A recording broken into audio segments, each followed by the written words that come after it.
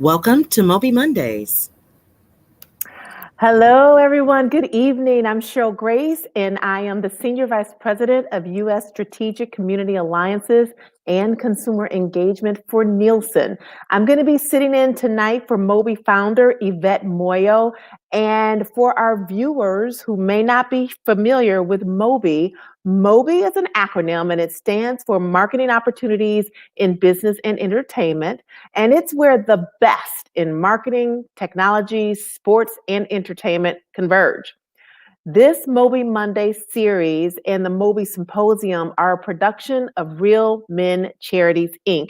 And it was born out of the pandemic when MOBE had to cancel the physical conference at Howard University. And so we started this weekly virtual show. You can catch all of the past episodes that we've shown here these past few Mondays, 30 plus Mondays actually, on MOBE Symposium's page on Facebook. And you'll find all of the various subjects and topics that we've talked about over all of these many months. Now, tonight's show, we're going to tackle the subject of age and ageism in multicultural marketing. In a rush to chase youth and the latest thing and the hippest things, older professionals and consumers often get lost in the shuffle. So leading tonight's discussion, we've got Philip McKenzie, who's the Executive Director of Advancing Digital Diversity.org. I'm sorry, let me say that again. Executive Director of Advancing Diversity.org. Sorry, Philip. Phil is a cultural anthropologist, strategist, and host of the Culture and Insights podcast called The Deep Dive. And he's got a new podcast out called The Pool, which challenges the flawed notion, and I'm going to say that word again, the flawed notion that the lack of diversity in advertising, marketing, and media is due to limited available talent. Now, we all know that's not true, but Phil, I can imagine those are some really hot discussions that happen on that podcast. So welcome, Phil. This is a fascinating topic, and I'm going to be turning it over to Hugh. I know we've got some great guests, and I know Edna is going to be joining us from AARP, and I just want to know why they keep accidentally sending me my card. I haven't gotten to that point yet. So I'm going to be watching this show on ageism for a friend. And you all enjoy the show, and then I will come back at the end and wrap up. Have a great discussion.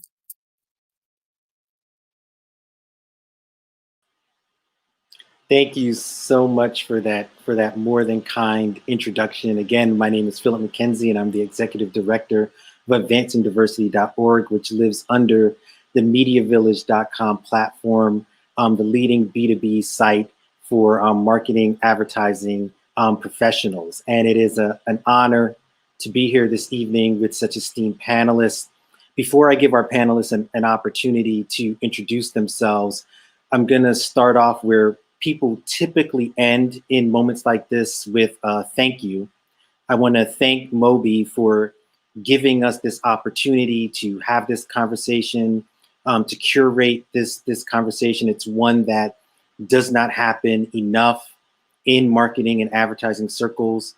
And I also want to thank everyone who's listening. You know, it's a Monday, it's MOBE Mondays. All of you listening have more than enough things to be doing, but yet you've chosen to spend this particular time with us. So I want to thank you for doing that and share a moment of gratitude before we get into the conversation. The full name of this panel is, Double Bind or Double Opportunity, Navigating Age and Ageism in Multicultural Marketing. Obviously, we're faced with the reality of, trapped by these two circumstances, one of which being ageism, which is something that clearly exists, and yet multicultural audiences are excluded even more when you're having that conversation. So this panel are experts in this space, in marketing and advertising in general. They're thoughtful when it comes to these issues of ageism. So I want to give each of them an opportunity to introduce themselves, because they will do a much better job than I could ever hope to do. So I'm going to start with Edna Kane-Williams from AARP. So I'll let you go first. Thank you, Phil. As he mentioned, I'm Edna Kane-Williams. I'm Senior Vice President of a department called Multicultural Leadership at AARP, and I'm responsible for managing our multicultural marketing and outreach efforts to African Americans, Hispanic Latinos, Asian American Pacific Islanders, LGBTQ groups, as well as American Indians, Native Alaskans.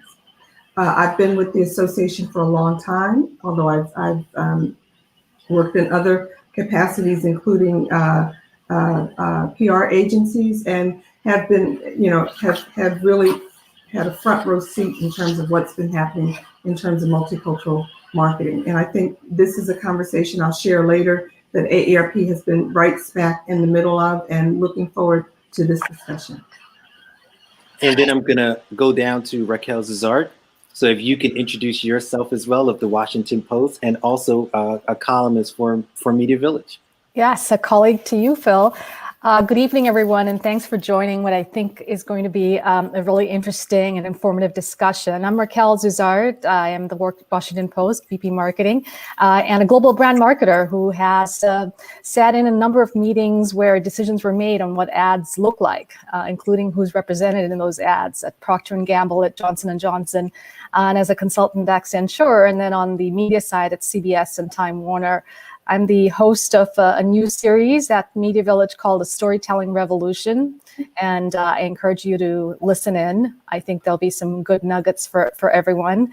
And thank you, Phil, again, for inviting me to be part of this tonight.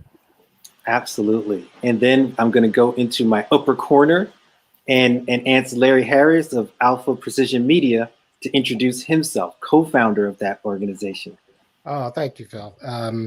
Thrilled to be here with everyone, and thank you all for attending. I'm Larry Harris. As Phil said, I'm the co-founder and CEO of Alpha Precision Media. We specialize in helping brands of all sorts use Amazon data and technology to reach more shoppers faster and sell more units and increase their bottom line. Very performance-driven, data-driven organization, and thrilled to say super diverse in our CFO is actually over 75, so I practice what we're about to preach here. Excited also to say that I've had a long career in advertising before I got into tech. I started as a copywriter long ago. I was hired by the now famous novelist Jim Patterson, so quite a long time ago, and he had a diverse team to his credit. And then I left left New York to go to St. Louis to be creative director there, and August Bush insisted that the agency then have a diverse team, and so that factored a lot into my success there. And I came back to New York to get in tech, and have been doing kind of tech advertising ever since, which is an odd combination because I came from doing beer advertising in St. Louis to do tech, and now I do ad tech, as I have done since I left advertising after finishing up my career at Interpublic, where I was sort of a startup guy and ran global integration on a number of key products. I mean, I think what you've gotten a taste of, obviously, is that we're in rarefied air with these panelists. These are, like I said at the beginning, they're experts. They're living this work every day to a certain extent. So now that we've got the introductions out of the way, we're going to get to the fun stuff. So I'm going to start off with the very first question. I'm going to throw that to you, Edna. You know, when we think about the industry, and how I'm defining the industry very broadly is marketing, advertising, branding, and media. It's largely, I think it's safe to say, youth obsessed. And what do you think drives that youth obsession?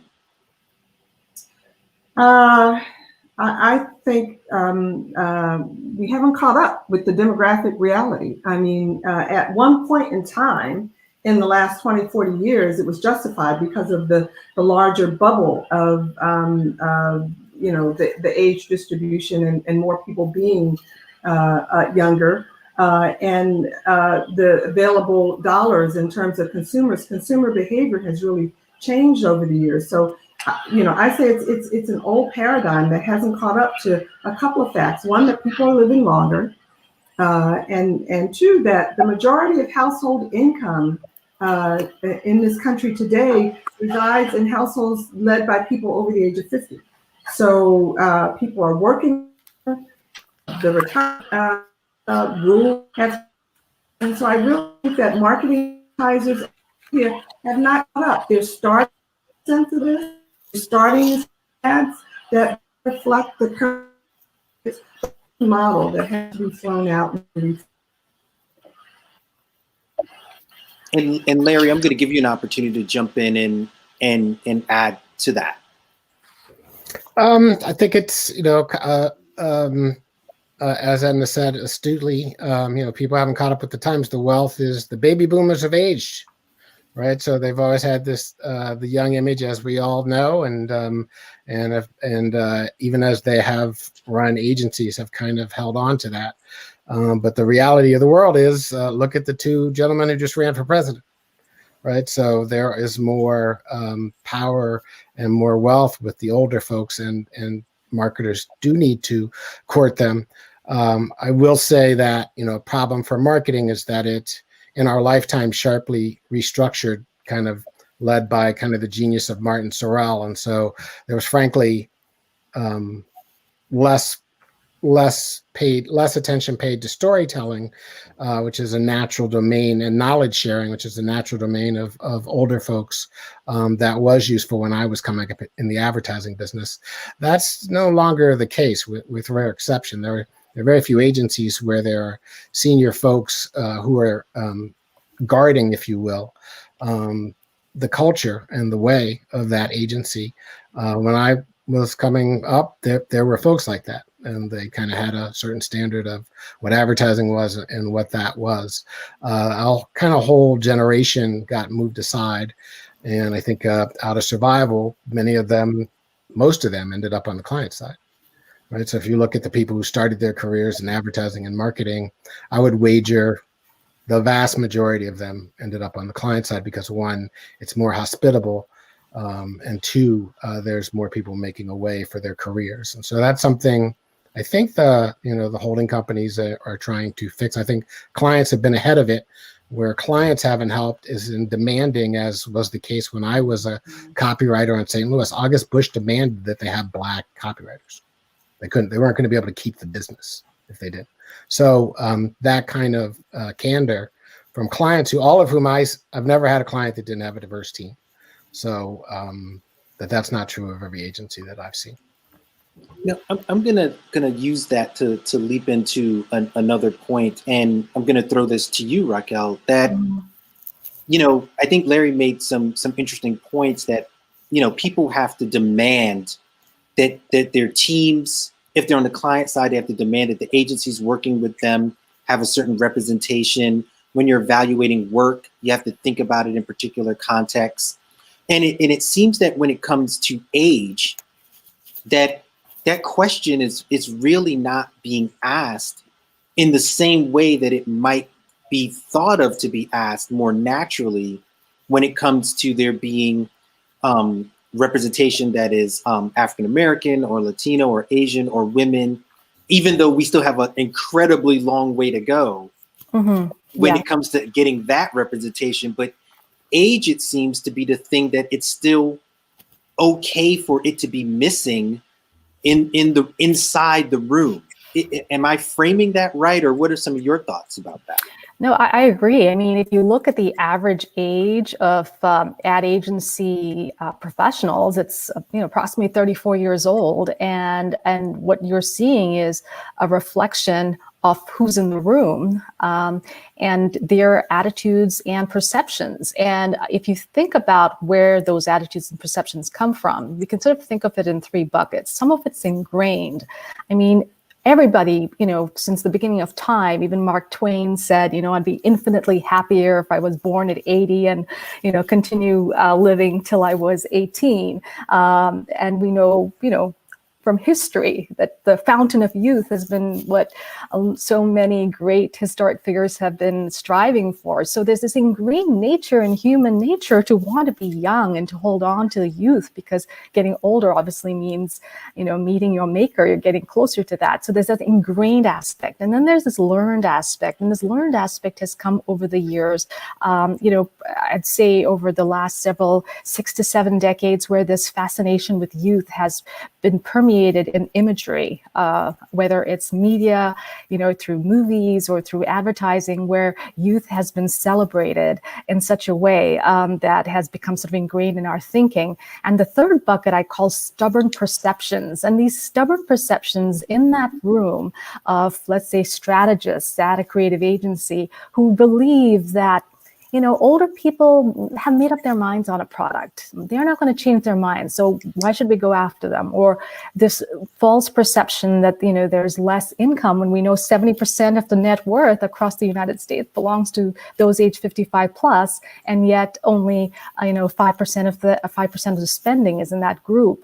And so I think, this ingrained attitude, this learned attitude, this also association of technology with speed, has meant that there's this perception that older people are not catching up as quickly when it comes to social media, when it comes to search, when the opposite is true. The AARP study has shown like 70% or more are so active. In fact, probably could teach the young ones a few things. So this is, these psychological from just human nature, wanting to be young, these societal factors, and then these what I would call, technological and economic factors, and really ingrained misconceptions means that when you are in that room with the strategist and the account planner and trying to come up with a plan, it's not even coming up on the radar, to your point.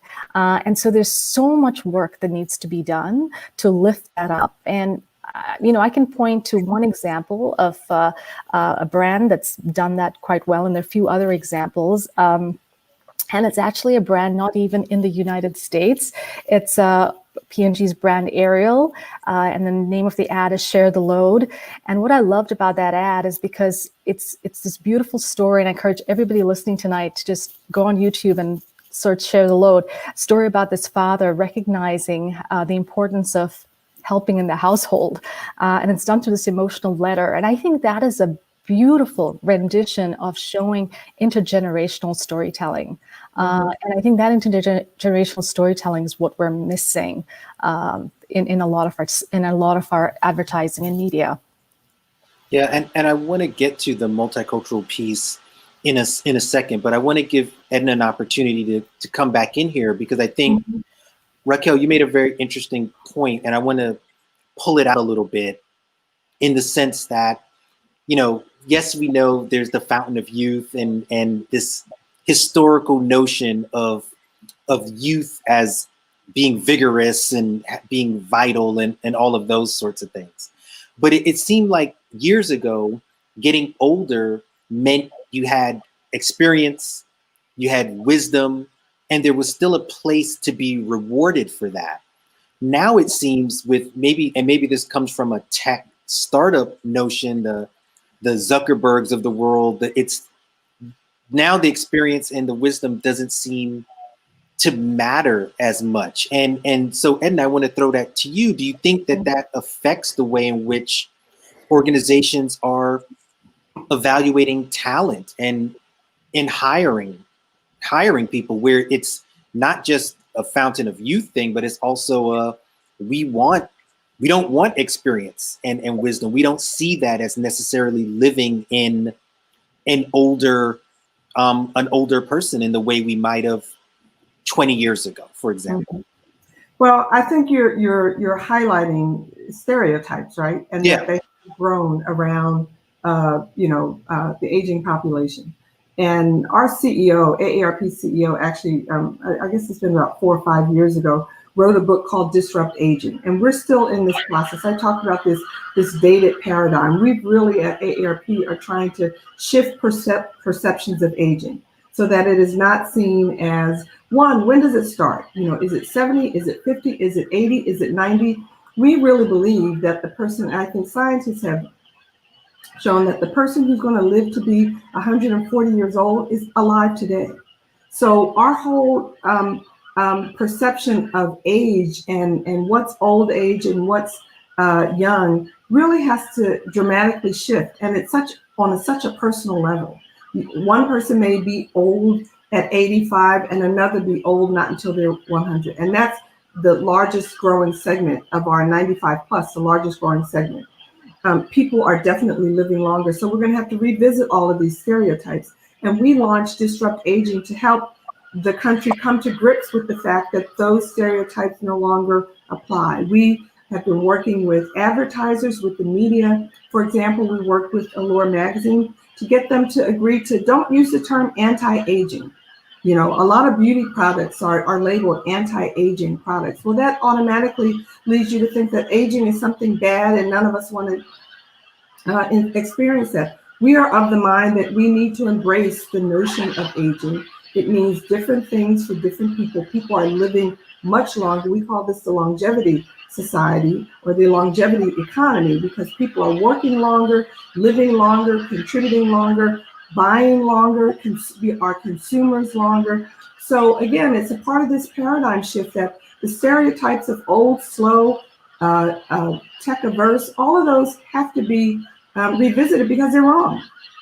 You know, Facebook basically is the land of the 50 plus these days, you know, and with Twitter, you know, not far behind. I mean, you know, the experimentation and embrace of innovation when it comes to tech is not reserved for people under the age of 40. All spectrums, all ages are involved. So to have advertisers and people in the room, to your point, Raquelle, who don't know that, who for whatever reason, because workplaces are becoming incredibly diverse. I think AARP is maybe a special kind of place. We can have a meeting and there's, you know, a 75-year-old, a 25-year-old, a 30-year-old, a 40, you know, I mean, that's not how we drive hiring decisions. And in terms of who's the manager and who's the, you know, the leader, it can be the young person in some instances, it can be the older person. But increasingly, if you go to human resource conferences, most workplaces recognize that they have to address that change. I just feel that advertising and marketing agencies are at the tail end. They're the last to innovate, the last to sort of accept these realities, and I'm not sure why. I agree with Raquelle that those rooms are often predominated by people under the age of 40, and we've got to change that so that we break the cycle of talking in stereotypical terms.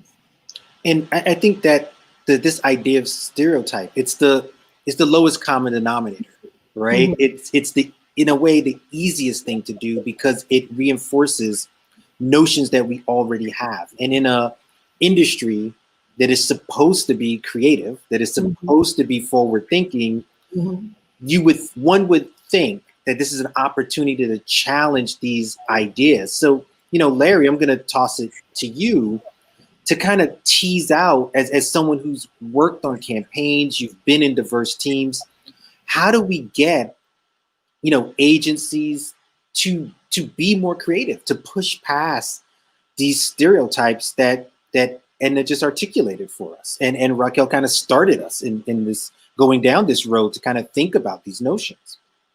I think they're, you know, certainly aware of their shortcomings there, and I think they, for agencies in particular, it's one, what they measure, right? So counting is not the same as valuing, right? And investing in or growing with. And so if we can get beyond right now, we have kind of a GMP culture where if we count it, it must be good, right? But the reality is, if they're not an engaged part of what you're doing, if they're off to the side, or you haven't figured out actually their role, then that's part of the reason that I think agencies have failed in diversity of all stripes, right? Is not being able to do those things. And they're in an industry that has failed in that same way, right? There's very little reason when we have beautiful older women on the SI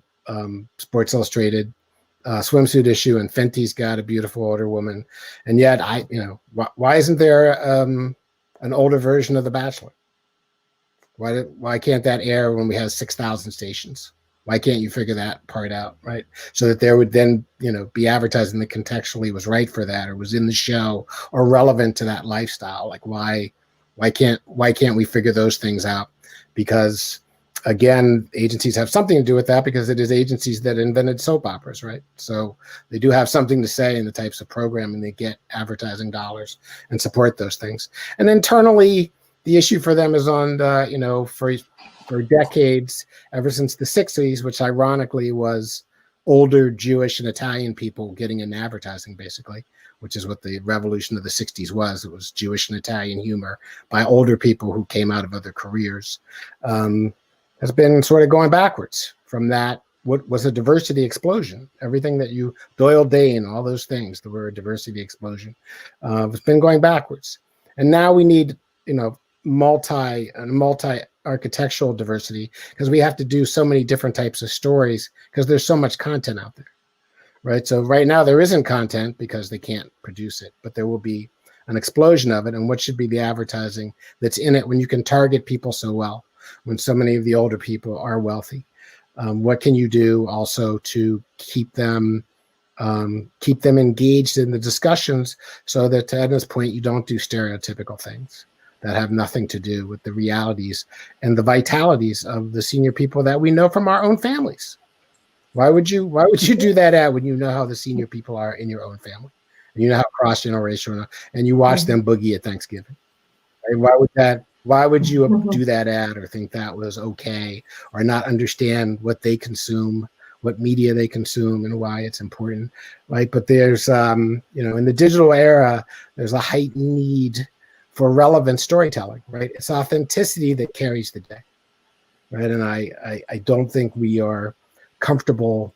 We're more comfortable with the stereotype of what older folks are, and we always think of our particular family members. Oh, they're different. Well, no, they're of their generation. They are who they are in church. They are who they are when they go and they teach at schools, or when they take up kids and do tutoring and all the other things they do to add value to the community. Otherwise, they'd have moved to Barbados or something, right? They're still here, because that's Barbados. That's how my they were homeland. taught. No, amen. Yeah, but yeah, that's how they were. That's how they taught. That's what they can teach us. And that's why it's so important that they be where they are. The Washington Post doesn't just have young columnists, right? There's wisdom in the older columnist, right? There's a lived experience, right? There's a lived experience in, the senior citizens in my family. What did they do in the 60s that can inform us today and keep us from being violent as they were not violent? So those things have to pass on. They also pass on in corporations. I would submit that advertising, which went from being a private thing to a public thing, along the way, forgot that it's a storytelling thing, and that if it's not collecting people who can tell those stories, it's of no use to marketers. Right. And I think that storytelling piece is a good opportunity to really talk about, or start to tease out, this idea of the double bind or double opportunity, which is where we started this conversation. And that, a lot of times, or often, aging is framed through the majority perspective. And those that are in multicultural communities, whether they're African-American, Latino, Asian, Indigenous, are really left out of even the aging conversation.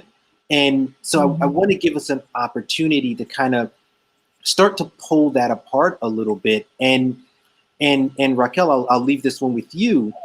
Like, how do we start to really accomplish two things, which is to shift the conversation out of a stereotypical way of embracing age, and also include other multicultural aging communities in that story?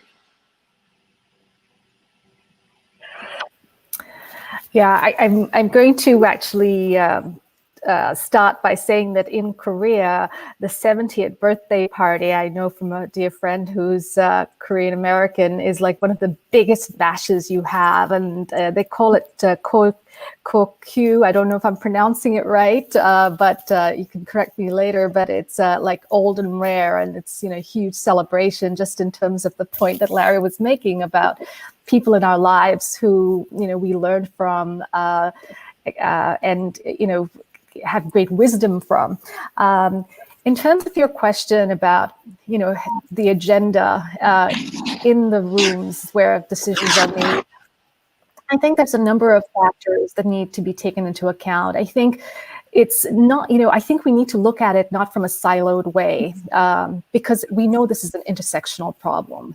It's about, obviously, we're talking about age today, it's about ethnicity, but it's also about socioeconomic. It's about, in some ways, visibility too. And so I think what we need to start doing is make inclusion the brand.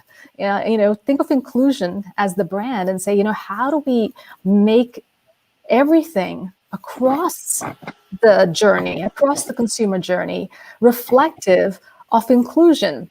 Not just thinking through the creative brief and the research initially, but also thinking through product design, touch points, when the consumer's interacting with your brand, who are they? And is it reflecting society? And I think that because we have these misconceptions about who's buying our product, we are, not able to open the lens and open those filters to say, okay, who's really buying our product? And yes, there's a significant amount of dollars attached to the 55 plus, as I mentioned, 70% and more of the net worth. So I think till we are able to think inclusively, and to do that means educating ourselves, number one, in terms of the facts, and doing that in a way that's open-minded, so that, there's no challenge because the numbers are the numbers, but also importantly, doing with what I call doing it with heart, as in doing it from a perspective of a human to human perspective and saying, who am I selling this aftershave to, or this new Ford car to, or financial product to, and am I reflecting that couple because it happens to be a retirement product in a very Getty type images, very clinical type of image, or is it real? Is it raw? Does it relate? And I think those are the kind of questions that leadership within ad agencies, within brands, within across financial services and healthcare and pharma, which is where obviously we do see reflection of an older population, need to ask themselves, what if we were to put someone in there that is perhaps not white, but reflects a culture or an aspect of their life that's real, that's raw, that's emotional? Because we know from storytelling, emotion sells. And the more we get to the heart of that emotion in our storytelling, the more we're going to have the ability to relate to consumers. And guess what? Everybody has a common need for being attached to emotion. So even if I'm watching an ad from an ethnicity that's different from mine, I can relate to it because it's got certain values of belonging, or making a difference, or purpose. And those things are universal. And that's why I mentioned the share the load. I mean, another ad I'll mention is Fitbit, which was done where you had an older dad, working out with his daughter, and she gets ready for her big day. And this beautiful interaction between, he's struggling, like he cannot keep up with any of the treadmill or Peloton, whatever they're doing. The green juice looks terrible to him, but he perseveres. That was a white daughter and a white dad. It could have easily been an African-American dad and his daughter, and it would have still been so heartwarming and beautiful. And I think it's a question of what are the universal stories? Let's tell them, and let's ask ourselves, who else should be in this? Who else should we invite to the audition? Because we're not inviting enough people to the audition, and therefore you're not choosing the right people in the end. Mm-hmm. And it sounds like, what we're really getting down to is when you're making these decisions, there's a cultural fluency, as I like to say, that is often missing. And I want to turn it back to you, Edna, to ask, you know, you and the AARP are at the front lines of not just tackling these issues from a branding perspective, but doing research and really diving into and tearing apart some of these issues around age and multiculturalism. And I'm curious if you've seen differences within communities and how they think about age. You know, Raquelle gave us the example in the Korean example, where that relationship with age in that particular instance is different.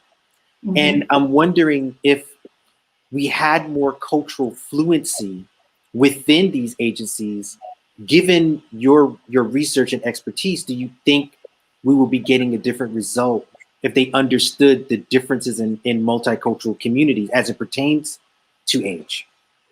Yeah, sure. There are differences, certainly culturally, when you look at the different groups. Some have, many have history of revering older adults, but but there's also still the perspective that somehow growing older is, you're put on a shelf or it's a decline, as opposed to, in some instances of rebirth. I struggle with, the notion of, how we get to agencies that understand this, because I've been in this business so long, it just is not, it is rocket science and it isn't. I don't think it's just something that you casually do, but I don't get why it's so hard. And I think the onus is really on brands and clients to demand more of agencies and to make hard choices about who they spend their dollars with in terms of creative agencies and talent. And that includes including minority-owned agencies who are closer to these communities.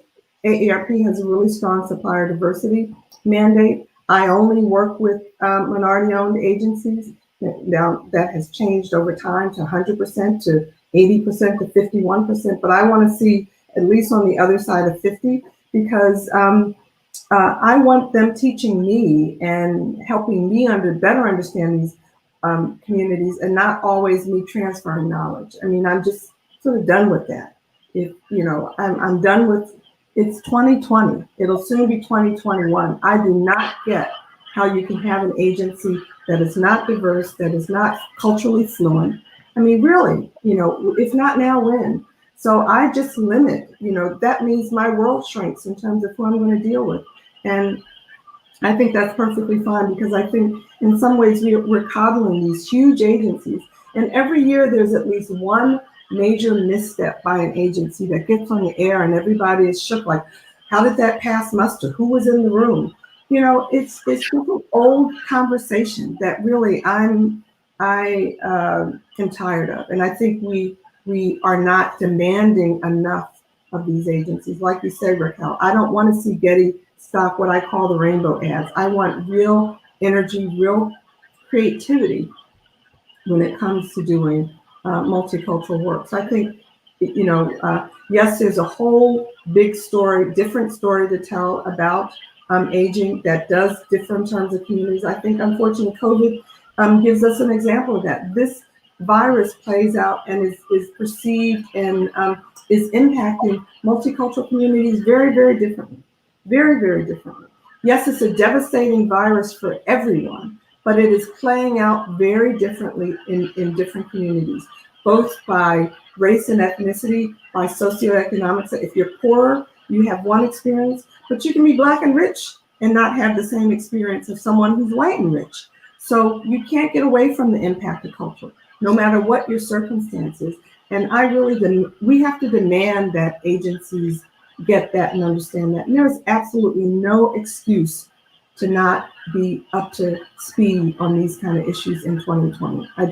I can't think of a reason why agencies shouldn't be showing up better, but they don't. I think the vast majority of agencies are not diverse enough, both in terms of multicultural and in terms of age, don't understand the cultural experience in this country, and we're worse off for it. I'll get off my soapbox now. But no, sorry. I mean, it's an incredibly important and relevant soapbox, and I think it's one that it's safe to say that I think each of us in this particular room have been on that soapbox at one time or another. We might I live on that soapbox, so I'm glad that there's room on it for more of us, because it really does come down to accountability. And you mentioned having multicultural vendors, and that's a perfect way for me to answer Larry. You're in that seat in the sense that you are a co-founder of a business. You're beating down those doors, maybe knocking on them gently, whatever euphemism we want to use. So how do you hold agencies accountable and for these issues of multicultural and these issues of age, because they are connected? Well, you can't shy away from it, right? Until recently, all of the heads of all the holding companies were over 70, right? So, but they just happen to be white men, so that's a different rule. But the reality is, across the board, Edna's right. The agencies are not coming close to what is needed, and they're having a hard time being creative about those things.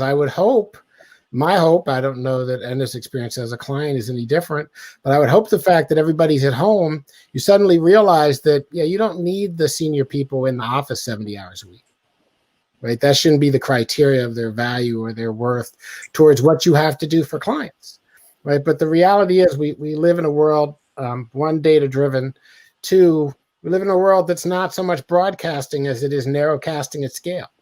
You need to talk to older white. I defy you to find a financial bank team that doesn't have senior people on at any place. Prudential, pick the client. They will have senior people on it, because that knowledge of how to talk to your peers is really important to actually doing private banking, any of the other things you have to do for a bank, right? Just would never happen. They'd never be like, here's our 22-year-old team, and they did this really clever thing that nobody wealthy would ever want to see. That's just not how that works, right? So, but the reality is, you have wealthy people who they want to travel, they want to be depicted to its point with authenticity, right? They want some authenticity around what they do and surprise to it, right? That's part of when you have diverse teams. That's kind of the surprise. I'll never forget when I first got to St. Louis, they had just finished a spa, which they had originally done it with all white people, and it was it was a baseball umpire, and he got called up to the majors, and it was his first big thing. And of course, you shoot it in Anheuser-Busch St. Louis Stadium, because why would you shoot it anywhere else? And the director, who was an older white gentleman who was quite startlingly hip, but he was old for a director, he's like, no, make the umpire a black guy. And everybody was like, oh, yeah. He said, it's like it's a great American sport. There aren't any black umpires. Let's do that. So we did that spot, and it became legend because an older director thought, who was totally ridiculously hip, by the way, but he was like, yeah, no. There's America. There has to be a racial thing to it, and he added the little fight that they had, and the beer at the end.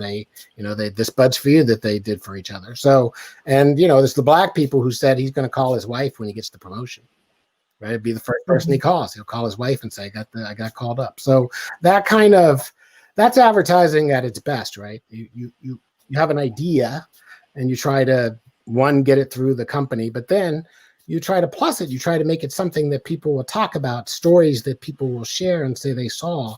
We used to say at the water cooler, but now, it's on Facebook or something, or they share the ad because they're not at the water cooler anymore. But you have to keep creating and creating stories. That is the business of advertising.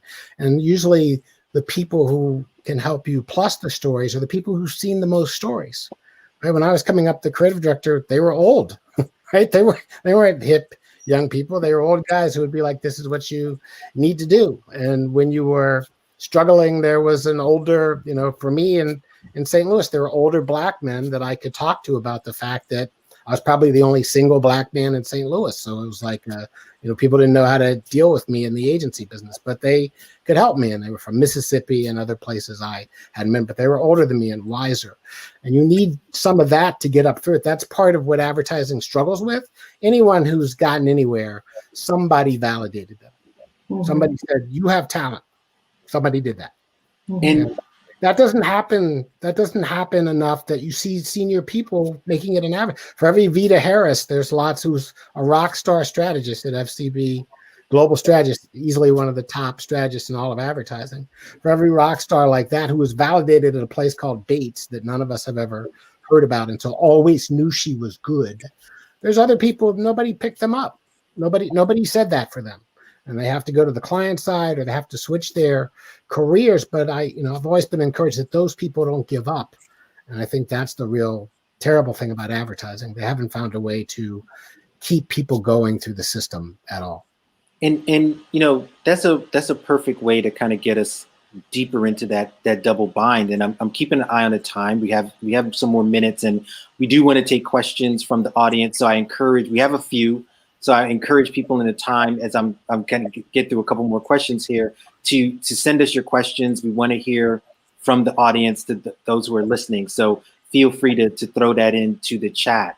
But I want to jump on a point that you said, Larry, about, and this is really where the double bind comes in, because if you're not seeing diversity inside the agencies, or it speaks to this idea that there's not enough talent, right? The whole mention of why I'm doing the show, The Pool, to show that there is talent available, but we're seeing a lack of diversity.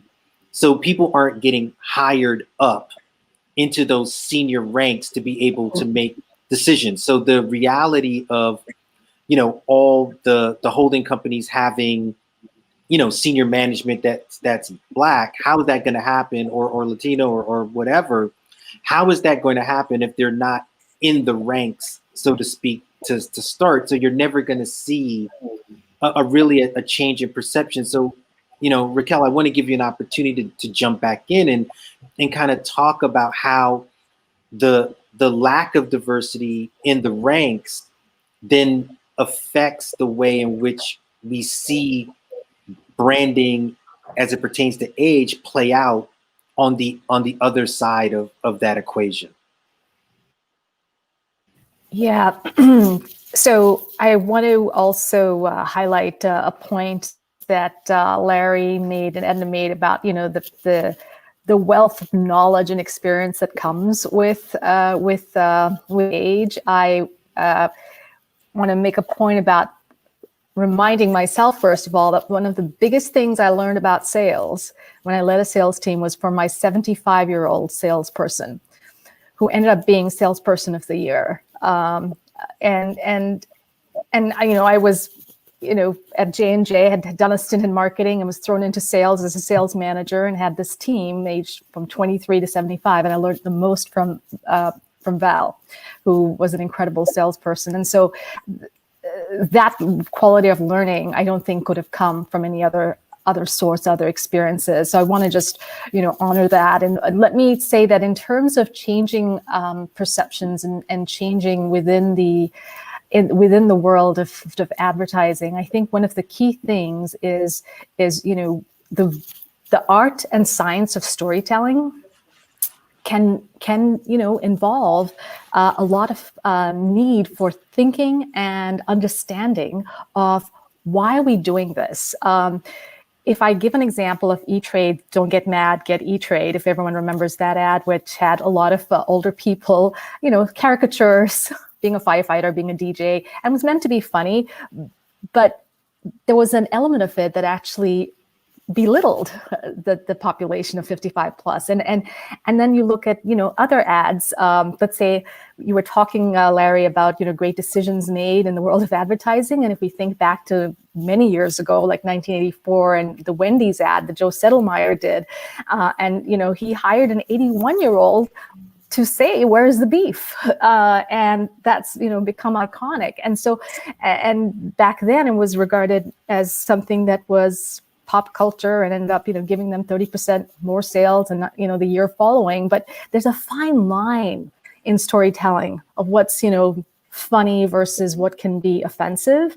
And I think that is the thing that we have to get smarter at as an industry, in terms of not only in terms of age, also in terms of race and gender and, you know, the other intersectional aspects. Is how do we get the human truth and capture that in the ad in a way that is authentic and genuine, and also most importantly that is memorable, but don't go to the other side.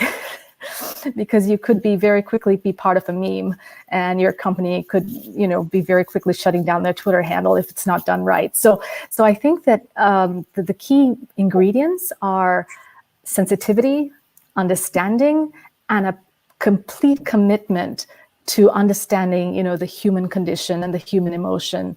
And you, in fact, thinking of story as a flight path. It's a flight path of our human life, and thinking where you want to take that flight path, and being careful, because you're dealing with people's emotions, their behavior, and most importantly, their ingrained perceptions.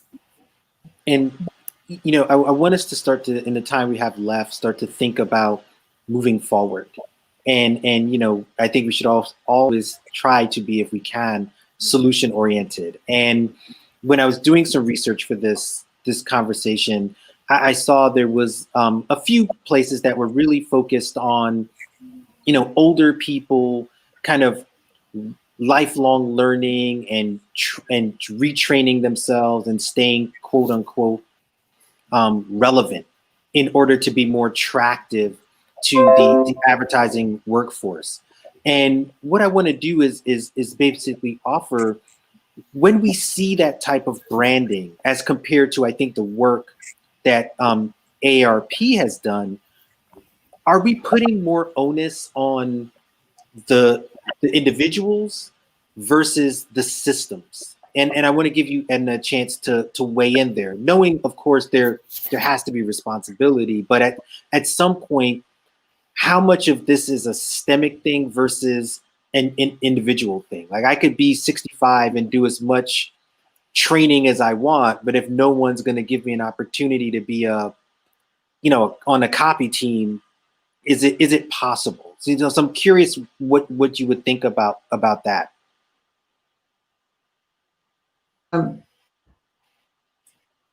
Easy way. It's hard. I think they're in it because at looking at both.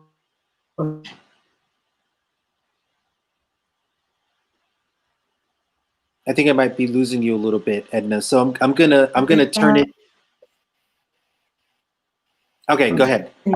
Oh, but we're also looking at policy and legislation in other areas and industries, and, you know, the Chamber of Commerce is to make sure that those opportunities still are there.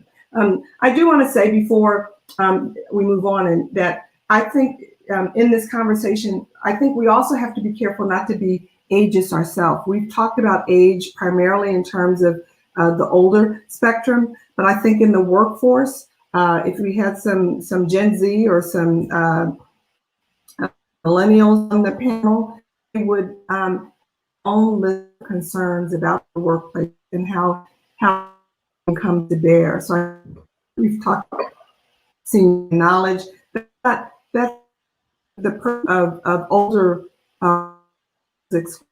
point that we just want to older work. Just AARP, we're about not starting general wars here. We're not saying that old workers are, but we are saying that older workers deserve a place at the table.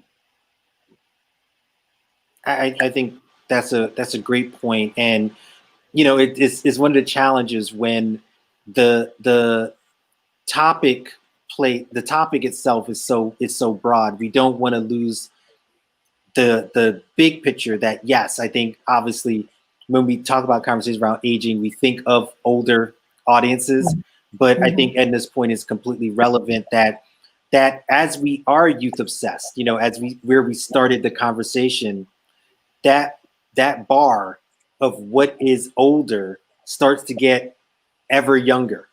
And so even those of us who were like, oh, we're still in our prime, you're getting aged out, so to speak, not to use that term. So I think Edna's point is spot on. And I want to shift back to Larry to give you an opportunity to, actionable items. What should, if an agency wants to change, if the industry wants to change, we started this as an industry conversation. If the industry wants to change, what are like one or two things that they should be thinking about to address this issue from both sides of it, the multicultural side and the aging side, and where they intersect? Well, I've been consistent throughout my whole career, but with limited success in saying, you get what you measure and you get what you pay for. If you want diversity on your agency, then you have to make it part of their compensation. Trust me, they'll find a way. August Bush never had a problem since the 60s, since he put, I don't know how many thousands of Black folks on buses to go to Martin Luther King's I Have a Dream speech. He never struggled with that. He's retired now, but he never struggled with it. He said, you will have it or you won't get paid.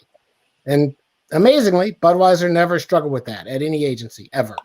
So I think that's and I don't know why we can't hold our agencies to excellence about the things that we value as a client. And I don't know why we don't hold the places where we work to those levels, right? And it's not just, look, if you're in advertising, the thing that you love is ideas and people. Otherwise, you shouldn't be in it. It's a people business. I don't care if you're the best data-driven anything, right? It still takes people, right? And it's the punctuated collaboration of advertising repeatedly that makes for a great agency doing great things for a great client, whether that is text, Twitter, TV, outdoor. It is punctuated collaboration. And whether that starts as just a copywriter and an art director. And to do those things and do them well, part of what agencies have struggled with, and I don't have an easy solution for this, but they don't train anymore, right? So you need training to do punctuated collaboration. We can't just all get in a room and I'm like, hey, I'm the creative director and I don't like what you wrote. Yeah, that's how that's working right now, right? There is no anything about this is how the copy should be, or this would be more clever, or this would be, why don't we think about it if it was an Asian family, right? Or why don't we think about it if it was cross-generational, right? It's like all those things, right? It's like I remember an ad that I saw and everyone imitated, whatever that show was where it was Goodnight John Boy. And the Waltons. The Waltons, sorry. Nobody is going to know that but you, Phil. So, but, when they were doing that ad, I was like, why can't it be like in a foreign language? And, so that got, because why does it have to be just white people saying goodnight? Why can't it be something else? Because we know what goodnight is, right? The lights go out. So it didn't have to be those things. So, but that's really the, you get what you measure. We tend to measure the wrong things, right? I was in a meeting today where people were saying how great the stock market is. Well, by no measure is that a measure of how we're doing as a country. And yet that somehow is a great measure of something. I don't know what that is, but it's not. And with diversity, you are what your record says you are. People need to stop lying about that. It's not that difficult, right? Go find some folks, train them. It's not that difficult to understand that when you can't train, you need older people. Because older people train by instinct, right? They're not defensive about something, and you need to have them around to help you have a culture of learning and of understanding, because they're quicker. They've written more ads, right? No, that's a bad ad. You need an older person. That's one of the reasons you have that in finance, because someone will just say that won't work. And it's true, right? So no matter how clever you are. So that's the long and the shorter of it is, yes, can we get young people from schools? Absolutely. Are we validating them and training them? Nah, the evidence is scanty. And anyone who says it is not telling the truth. And for those, with the older folks and the younger folks, would the younger folks be happier if they had older folks who understand the way? Because there's a way. I don't care if you're at the Washington Post or AARP. There's a way. I'm sorry, AARP. I know I'm not supposed to say that. I know better. But anyway, someone has to, you can be the most astute person you want, but if no one helps you with the way at the company, then they will spit you out like a virus. And you know this from your lived experience. right? In whatever position you were in and whatever company you were at. If someone didn't help you with the language, the way, ooh, stay away from that white person, then you were screwed, right? That's a fact. So it's a little more complicated. There's obviously places and stuff like that, but for everybody, I'm like, if you want it, make it part of incentive. Say, that's not, if 25% of your compensation will be based on diversity. It's amazing how they find people if that's the bar. I've never seen that fail at IBM or Anheuser-Busch or any other place. Absolutely. I want to, before we get ready to close out, I want to give Raquelle a chance to get back in here as well. Obviously, we know the business argument for why all of this matters, yet we're still reaching some resistance. Some of our folks that have weighed in with some questions, they've talked about, why are we not giving apprenticeship opportunities or mentoring opportunities to those who are 50 or older? Earlier they highlighted, we know there's work to be done. Can we better define the work? These are just kind of a big picture things, but, obviously the industry is still resistant, and as we move toward wrapping and again, kind of keeping this on a way of solutions, I'll kind of throw it back to what I've already asked Edna and Larry. What are like one or two things that the industry can be doing to confront this double bind? And maybe it is apprenticeships and mentoring for people who are 50 and older, or maybe it's something else. I think one of the key aspects of success here is actually, creating some kind of flywheel of success in terms of an example. So think of an industry or a group, maybe it's the financial services, you mentioned that, Larry, or within the AARP, where we can do an experiment and actually show success, bringing in interns, who are wanting to change industry, perhaps later in their career, whatever age, and show the success it actually allows us to have, especially when it comes to, you want to appeal to consumers who have the ability to pay for your products. And, I'm going to say it for the third time tonight, 70% of this total net worth is owned by the demographic 55 and plus. And, it's over $7 trillion in the US economy. So the hard facts are there. So what we need is for people to see it, experience it, and say, gosh, we just missed out on significant market share points because look at what that company did. They actually created this program, they created this internship. So I think we need to create this flywheel of success by identifying pioneers, identifying the people in the industries, in the ad agencies are saying, yes, we believe this is going to be a huge driver of growth, financial growth, business growth, as well as human growth and human dignity. And so you have this purpose and profit coming together very well, but you've got to get the fire ignited, and you've got to get it ignited with pioneers. And we can identify the people in the industries that we know of who can form this experiment and then show the success. I mean, I think it's all of you have done a great job of, summarizing what is a difficult topic. We're getting to wind down right now, but, I started with a moment of gratitude. I want to end my portion of this with a moment of gratitude as well. I want to thank Edna Kane-Williams of AARP for joining, Larry Harris. I'm going around as I look in the little square, so as my eyes travel. I want to thank Larry Harris of Alpha Precision Media for joining us, and of course, Raquelle Zuzarte of the Washington Post and also of Media Village. My name is Philip McKenzie. I'm the Executive Director of Advancing Diversity, which lives under MediaVillage.com. So again, thank you, MOBE, for allowing us the space to have this conversation. And, we could have probably gone on for another hour, but it's dinner time. So we're gonna leave it there. Thank you, everyone. Thank you. Great conversation.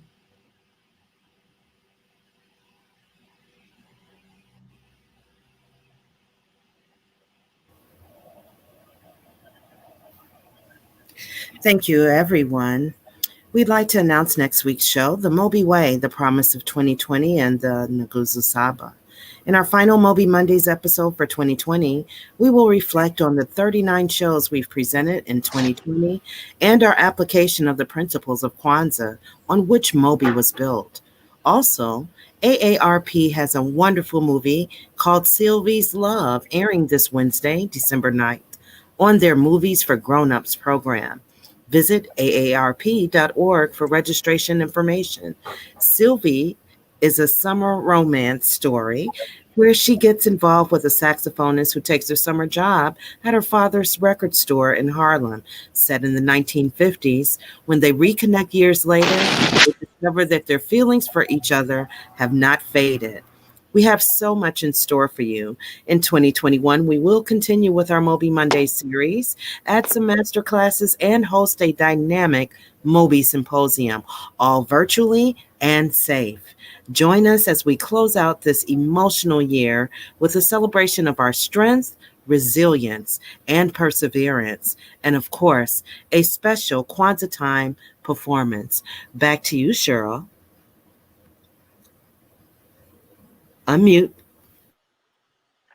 That was a titillating conversation, you all, and I am so glad to hear so many different perspectives that you brought to the table. I think it's a wonderful way of the next to last show for the season, simply because 'tis the season to recognize and value everyone, and ageism, we've got no place for it. So thank you for this wonderful topic. Thank you, MOBE, for bringing all of these wonderful guests. Tune in next week for the show that you just heard, the special Kwanzaa show that we're going to be featuring. And remember that you matter, your consumerism matters, and Blacks bring $1.4 trillion of buying power to the U.S. economy. We heard that most of that comes from those of us who are 55 and over. So enjoy your holiday season. Thank you to all of our guests tonight. Thank you, MOBE Symposium, for this, and we will see you next Monday. Bye-bye. Bye. Thank you, viewers. Bye. Good Cheers. night.